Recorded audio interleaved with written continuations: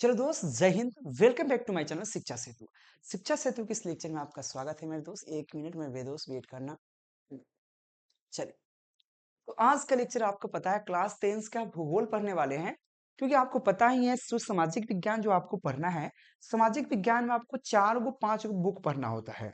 सामाजिक विज्ञान जो आपका पढ़ना है, जो सोशल साइंस होता है, उसमें आपको इतिहास है, भूगोल है, अर्थशास्त्र है, राजनीतिक शास्त्र है, आपदा प्रबंधन है। तो भूगोल का ही 4 5 चैप्टर है। तो ये पूरे भूगोल से आपके एग्जाम में लगभग कितने क्वेश्चन आते हैं? 6 लघु उत्तरीय प्रश्न उत्तर आते हैं। कितने क्वेश्चन? 6 लघु उत्तरीय प्रश्न उत्तर आते हैं भूगोल से आपके एग्जाम में, जिसमें से 3 का उत्तर देना है। तो 3 क्वेश्चन ये कैसे क्लियर होगा? तो उसके लिए पूरे भूगोल से आपको 30 क्या है, एमबीबीआई लघु उत्तरीय प्रश्न उत्तर लेके है। कितने हैं? 30, मात्र 30 को। और जो आप 30 क्वेश्चन याद करने में कितने दिन लगेंगे? 2 दिन लगेंगे। 2 दिन में ये 3 लॉन्ग क्वेश्चन पूरे 100% क्लियर हो जाएगा। और इसी तरह से आराम से आप अच्छे नंबर कर सकते हैं। ठीक है ना? तो याद रखना, ये मैट्रिक परीक्षा का सामाजिक विज्ञान भूगोल का है। चलिए लेक्चर को शुरू करने के प्रयास करते हैं। आज हम लोग इससे पहले इतिहास, राजनीतिक शास्त्र ऑलरेडी पढ़ा चुका हूं, आप लोग पढ़े भी होंगे। ठीक है ना? जो भी क्लास 10 के स्टूडेंट है उनके पास फटाफट शेयर करके पहुंचा दीजिए आप लोग। ठीक है ना? चलिए, तो सबसे पहला क्वेश्चन आपके सामने आता है, जल संसाधन के क्या उपयोग है? देखिए, जल संसाधन का उपयोग क्या है?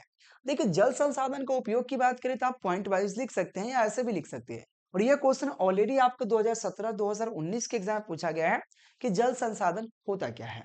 तो समझने का प्रयास कीजिए कि जल संसाधन अगर इतना महत्वपूर्ण है, क्योंकि हमारे शरीर में लगभग 65% जल होता है। कितने परसेंट? 65% लगभग लगभग मानव के प्राणियों में जल के रूप में निहित रहता है।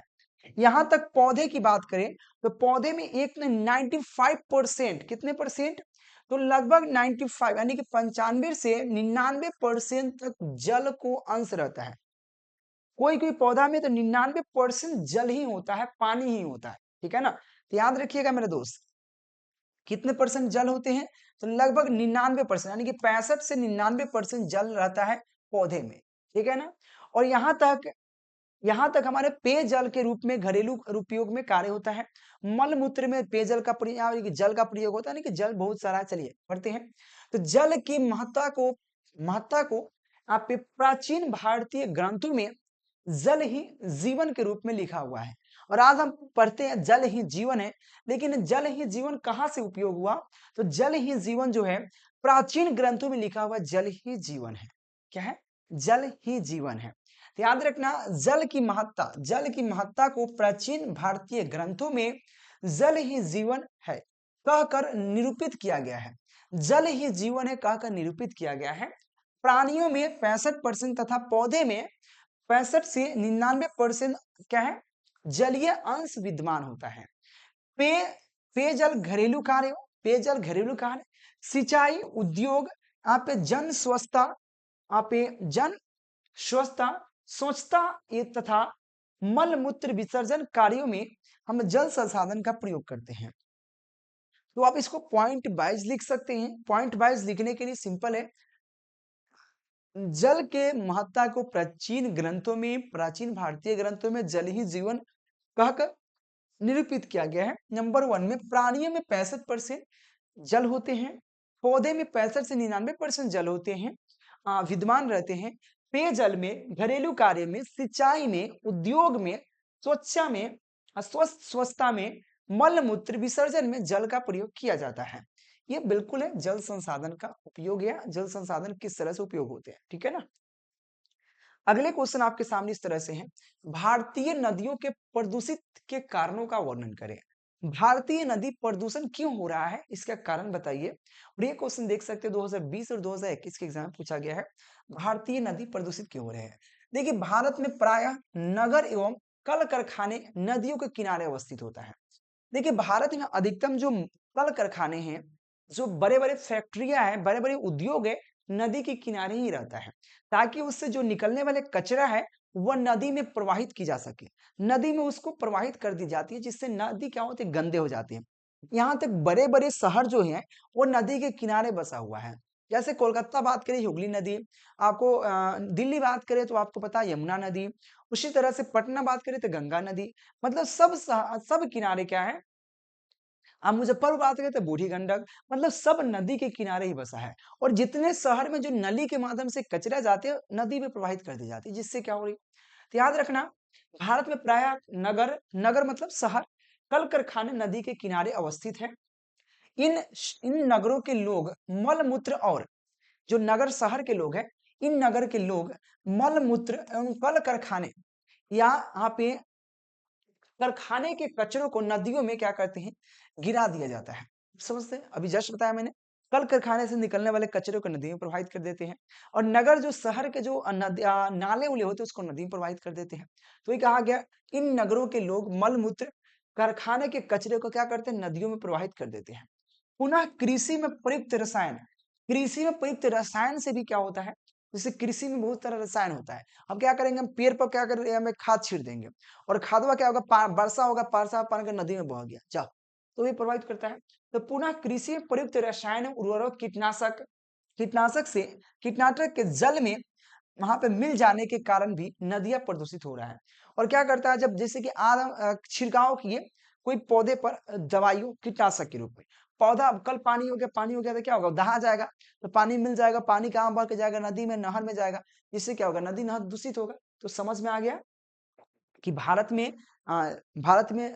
के शहर, नगर, कल कारखाने नदी के किनारे अवस्थित है। यहाँ पे नगर के लोग मल मूत्र कल कारखाने के कूड़ा कचरा को नदी में प्रवाहित कर देते, जिससे नदी दूषित होता है। यहाँ तक ही नहीं, यहाँ तक रसायन, हमारे जो रसायन है कृषि में प्रयुक्त रसायन उर्वरक कीटनाशक को जल में मिल जाने से क्या नदी प्रदूषित हो रहे हैं। समझ में आ रहा है? आगे चलिए, अगला क्वेश्चन 3 नंबर क्वेश्चन है, पर्यावरण के लिए वन क्यों महत्वपूर्ण है। जो पर्यावरण है, अगर पर्यावरण का संतुलन बनाए रखना है तो वन क्यों महत्वपूर्ण है, चलिए जानते हैं। तो याद रखना, वन प्रकृति का अनुमान उपहार है, अनमोल, यहाँ पे अनुपम उपहार है या अनमोल उपहार है। जैसे कि वन जो है हमारे प्रकृति के लिए अनमोल या अनुपम उपहार है। अनुपम कहने का मतलब एक प्रकार के ऐसा, अगर वन ना हो तो जिंदगी नहीं हो। जैसे आपके जिंदगी में कोई ऐसा उपहार मिला होगा जो आप कहोगे यार यह तो मेरा अनमोल रतन है। जैसे कि आप देखना होगा, कभी कभी माई बाप से सुना होगा, माई बाप समझ रहे हैं ना, माँ पिताजी, ठीक है ना, माँ और पिताजी के नाम से कहीं भी किसी पेरेंट्स के नाम सुना होगा, ये मेरा बेटा अनमोल रतन है, दो अनमोल रतन है। इसका रीजन क्या है, क्योंकि उसको आशा नहीं था कि भाई मेरा बेटा होगा। जैसे 5-6 बेटी होने के बाद बेटा होता है तो अनमोल रतन, 5-6 बेटा होने के बाद एक बेटी होती है तो अनमोल धन है। उस प्रकार से कहता है अनमोल रतन है। ज्यादातर बेटे पर लोग खुश होता है, लेकिन नहीं, ऐसा नहीं होनी चाहिए। तो याद रखना, वन प्रकृति का क्या है, अनुपम उपहार है, जिससे आंचल में मानव अधिकार से पोषित हो रहा है। जिसके आंचल में, यानी कि वन, जंगल के आंचल में, पेड़ पौधे के आंचल में, जिस तरह से बच्चे माँ के आंचल में अपना जिंदगी को पोषित करता है, जब माँ जो होता है अपने आंचल में बच्चे को 1 दिन से लेकर पूरे लगभग 2 साल तक पोसती है, 3 साल तक पोसती है, उसके बाद वो अपने पैरों पर खड़ा होता है, ठीक है ना। तो याद रखना, जितने दिन पोसा हो तो पोसा ना, उसी तरह से मानव को कौन पोस रहा है, पेड़ पौधे, पेड़ पौधा, एक प्रकार के पेड़ पौधा आंचल फैला खड़ी हुई है और पूरा दुनिया उस पेड़ पौधा में घुसा हुआ है और वो पोषित कर रहा है। पेड़ पौधा ना होगा, ऑक्सीजन नहीं मिलेगा, खान पान नहीं मिलेगा, कुछ नहीं मिलेगा जिंदगी में।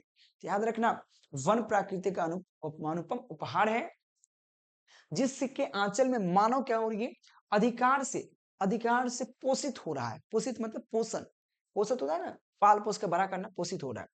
वन जल आयु का वन जो है जल आयु का यहाँ पे सच्चा मानक होता है। वन जो होता है जल आयु का सच्चा मानक है, सच्चा मित्र होता है। एक तरफ वन भूमि जल का अवशोषित कर, एक तरफ क्या करता है, वन जो है भूमि जल को अवशोषित कर क्या करता है, बाढ़ को रोकता है। जैसे देखो, नदी में बहुत ज्यादा पानी आ जाता है तो पानी को कम कौन करता है, आप देखोगे कभी कभी पानी जब पोखरे में चाहे तालाब में पानी आता है, पानी सोख देता है, कहाँ जाता है वो पानी, पानी धरती में नहीं, पेड़ पौधे सोखते हैं उसको। पेड़ पौधे जड़ के माध्यम से अपने अंदर एब्जॉर्ब कर लेते हैं और पेड़ पौधे में पानी चला जाता है, जिससे कम हो जाता है। याद रखना, ठीक है।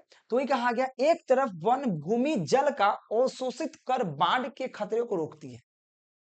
बाढ़ अगर रुकता है तो पेड़ पौधे से, आपने सुना होगा बाढ़ को रोकना है पेड़ पौधा चाहिए, पेड़ पौधा जितना लगाओगे उतना क्या करेगा, वो जल को अवशोषित करेगा। आपने जैसे रुई देखा होंगे, आप बाल्टी में पानी रख दो, बड़ा बड़ा रुई उमरा डाल दो, मतलब स्पंज डाल दोगे, पनिया सोख लेगा, तो बाढ़ कहां से आएगा। तो यहाँ पेड़ पौधे पानी को सोख लेता है, जिससे बाढ़ खतरा टल जाती है तथा दूसरे तरफ अच्छी वर्षा भी कराती है। तथा अगर जहां ज्यादा पानी, वहां से क्या करेगा, पेड़ पौधा टान लेगा और फिर क्या करेगा, जल वाष्प के रूप में बाहर निकालेगा और कहीं जाकर बरस जाएगा, जहां जरूरत है जहां बरस जाएगा। ठीक है, तो दूसरी तरफ वर्षा भी कराती है। यह वन प्राणियों के भी रक्षा या आश्रय प्रदान करती है तथा वन जो है हमारे, वन प्राणी जो जंगली जीव है उसका आश्रय, उसका घर का प्रदान वन ही करता है, इसीलिए वन महत्वपूर्ण है। समझ गए? आगे चलिए। अगला क्वेश्चन है, खनिजों के संरक्षण एवं प्रबंधन से आप क्या समझते हैं? खनिजों के संरक्षण एवं प्रबंधन क्या है? जैसे खनिज को संरक्षित कैसे कर सकते हैं, प्रबंधन क्या है? देखो, खनिज जो होते हैं हमारा क्या है, एक नियमित रूप में होते हैं। जैसे कि खनिज, जैसे कोयला है, पेट्रोलियम है, जो भी है, ये नियमित रूप से है। ऐसा नहीं कि अनलिमिटेड इसको बना सकते हो, कोयला पेट्रोल नहीं बना सकते हो आप। जो भी अनवीकरणीय संसाधन है उसको बनाना पॉसिबल ही नहीं, नामुमकिन है। अपने से नहीं बना सकते हो। ये बनता है करोड़ों हजारों वर्ष में। कितने वर्ष में? करोड़ों हजारों लाखों वर्ष में ये तैयार होता है। जब कभी प्रलय हुआ, भूकंप हुआ बहुत बड़ा, जब नदी का पूरा एकदम समुद्री, जब जीव पेड़ पौधे जाकर अंदर दब गए, करोड़ों वर्ष बाद वो जलेंगे, अपने आप में सड़ेंगे, तो वो क्या होगा, ईंधन के रूप में निकलेगा। और ज्यादातर पेट्रोल नदी में क्यों निकलता है? क्योंकि नदी का जो जल जीव है कभी ना कभी वो अस्त व्यस्त हुआ होगा, जिससे, क्योंकि सबसे ज्यादा जीव नदी में ही होता है, बहुत सारा जीव होता है, और वो जब मरेंगे तो कहाँ जाएंगे, वो ईंधन बनेंगे। ठीक है ना, तो याद रखना, खनिज का संरक्षण प्रबंधन से आप क्या समझते हैं? तो याद रखना, इस औद्योगिक, यहाँ पे औद्योगिक युग में, मतलब आधुनिक युग में, इस औद्योगिक युग में खनिजों का तीव्रम उपयोग किया जा रहा है। तीव्र मतलब काफी उपयोग हो रहा है।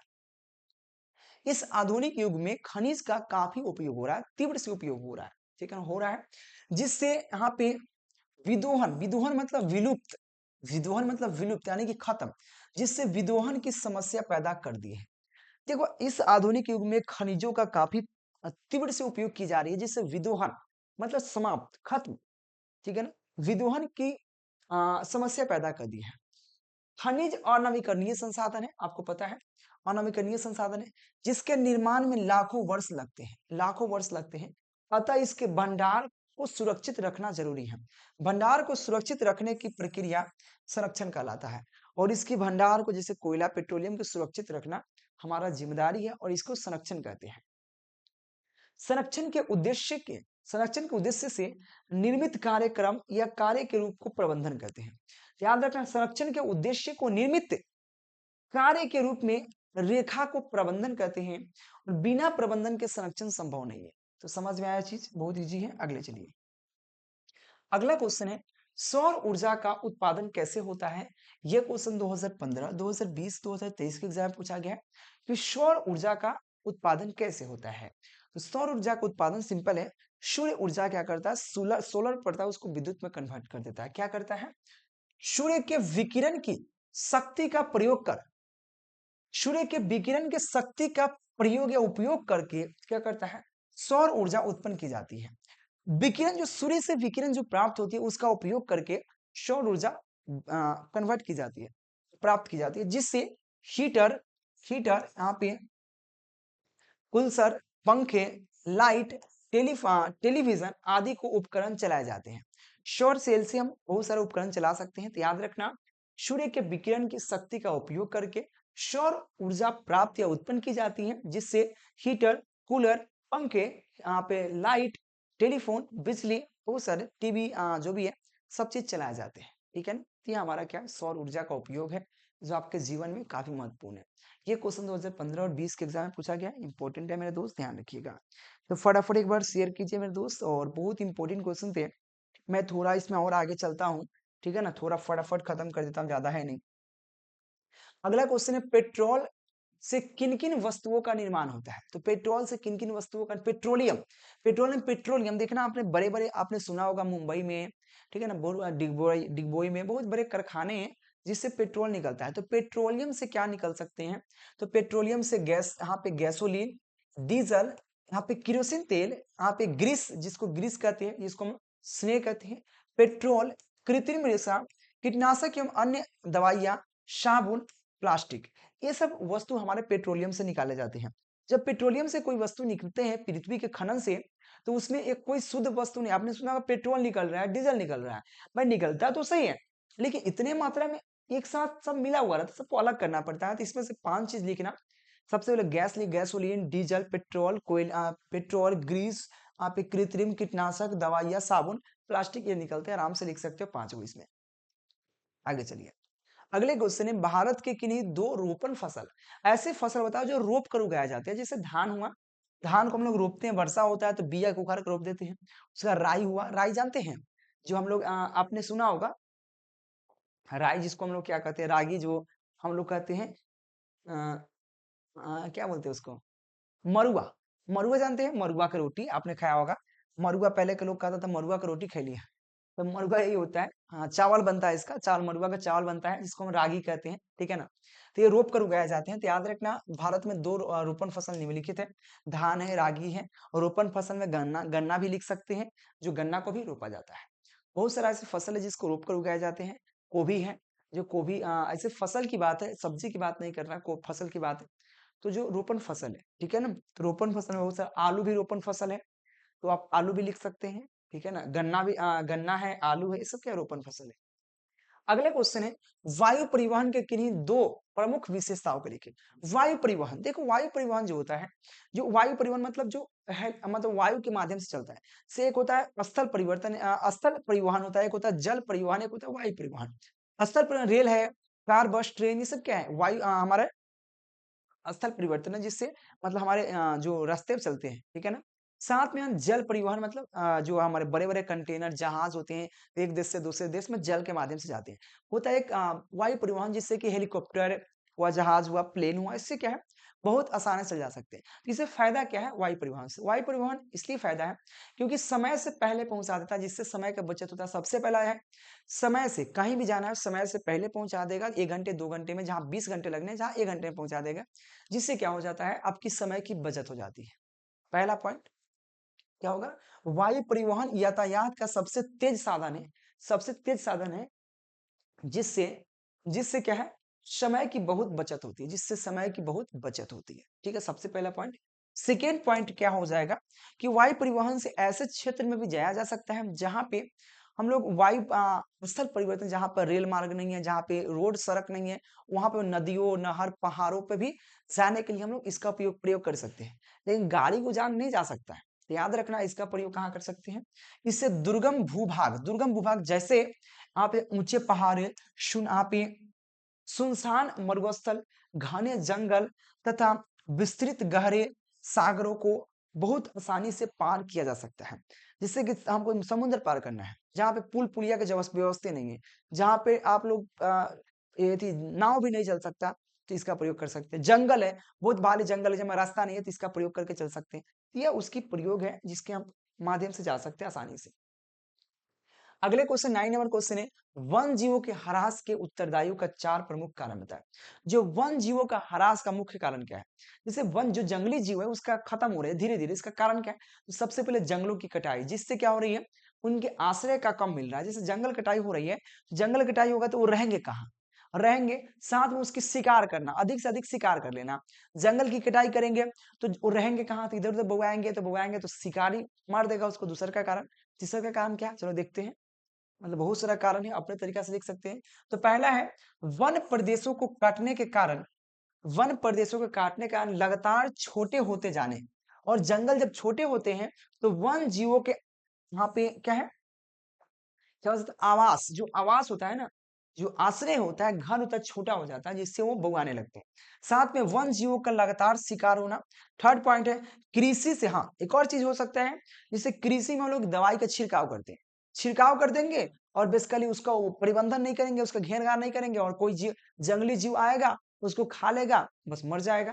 तो क्या होगा, वो भी तो दिक्कत है। तो याद रखना, कृषि ने अनेक रसायनों का प्रयोग ने भी कई कई वन्य प्राणियों की अस्तित्व को खतरे में उत्पन्न कर दिया है। क्योंकि देखो भाई, आप लोग क्या करते हो, जैसे गोभी खेत है, गोभी में क्या करते हो आप लोग, छीड़ दोगे खाद उद, और क्या करेंगे, खाद छोड़ दो, दवाई छीड़ दोगे, कोई आकर खा लेगा, बकरी उकरी कुछ भी, मतलब जंगली जीव की बात कर ले, जंगली जीव है, मतलब कोई भी हो सकता है, कुछ भी हो सकता है, जैसे घोरपरास है, नीलगाय है, ये सब होता है, खा लेगा, मर जाएगा।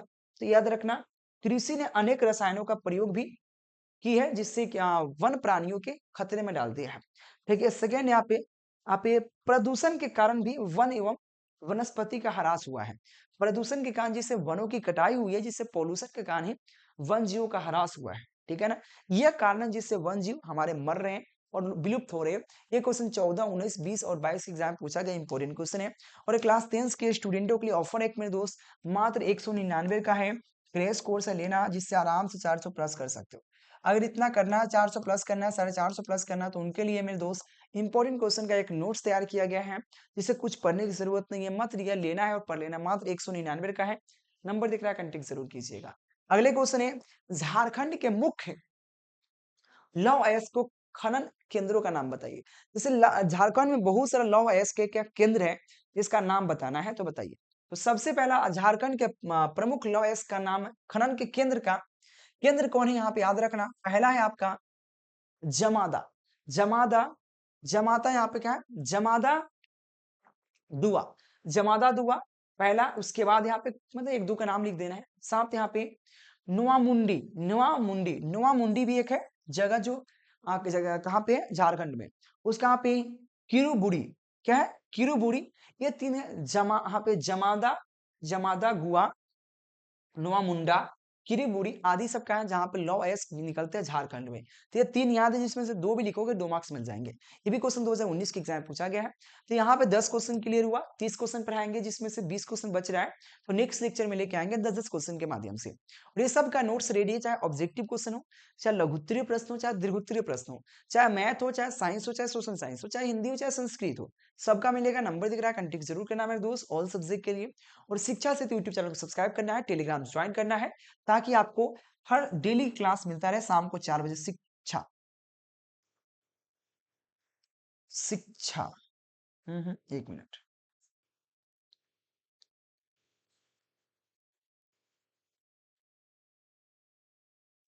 शिक्षा सेतु 3 सर्च करोगे आएगा, शिक्षा सेतु 3 सर्च करना है, प्रोडक्शन आ जाएगा। सब्सक्राइब कर लेना है मेरे दोस्त, और दोस्तों को शेयर करना है। तो thank you watching for this video. मिलते हैं नेक्स्ट लेक्चर नेक्स्ट वीडियो के साथ, तब तक के लिए बाय बाय मेरे दोस्त, थैंक यू।